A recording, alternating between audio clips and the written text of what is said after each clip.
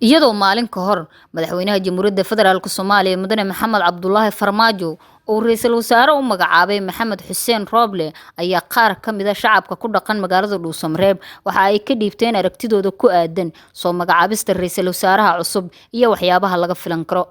waxayna intooda badan sheegeen in ay ku faraxsan yihiin ra'iisul wasaaraha cusub ayna filayaan in uu yahay ninka bixi kara howlaha horyaala.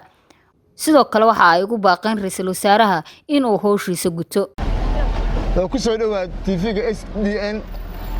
waraysiga ay qaadeen waan la taageersanahay ra'iisul wasaaraha cusub waan wax ka qaban kara waxna ka bedeli kara dalka sidoo maanta uu yahay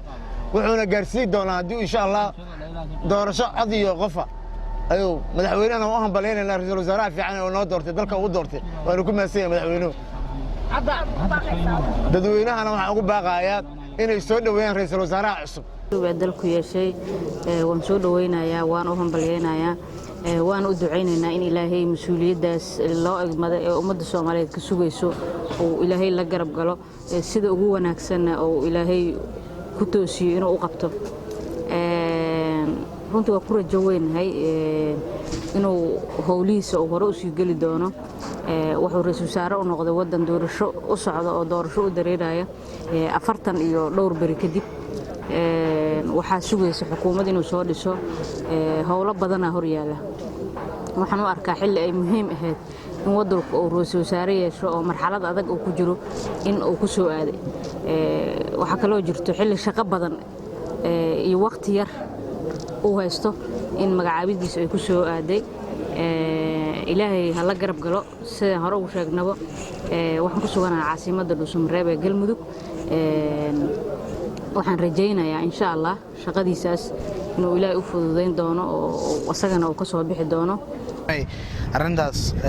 sideed u aragtaa lagu yiraahdo aniga waxaan u arkaa waxa ay ku xiran tahay khibradda isaga iyo ragga uu soo dhisi doono waxa loo idmaday waxa waaye inay wadankan iyaga doorasho gaarsiiyaan hawshaasna heshiiskii iyo wixii oo dhan waa dhaceen ujeedadu waa fulin waxa ay ku xiran tahay marka qariyada iyo wadada ay u hawlgalaan iyo karateeriyada waxaana la yiri nin tuurley tabu u seexda isaga garanayo isaga xog ogaal u ah arintan lagana tashaday kullee waxaan u maleynayaa inuu kartideeda leeyahay oo ugu soo tala galaan aaminsana aniga wasaaraha cusub waa soo dhaweynayaa ra'iisul wasaaraha taageeraha ka mid ahay sidii lagu doortay ayaamahan jooga dadka waxa iska bedelay magaalooyinka dhan waa shirkiin ma sha Allah ra'iisul wasaare soo dhaw dalkaaga dadkaaga wax u qabo waxa laga baahan yahay mas'uul adiga anaga mas'uul adiga ka mas'uula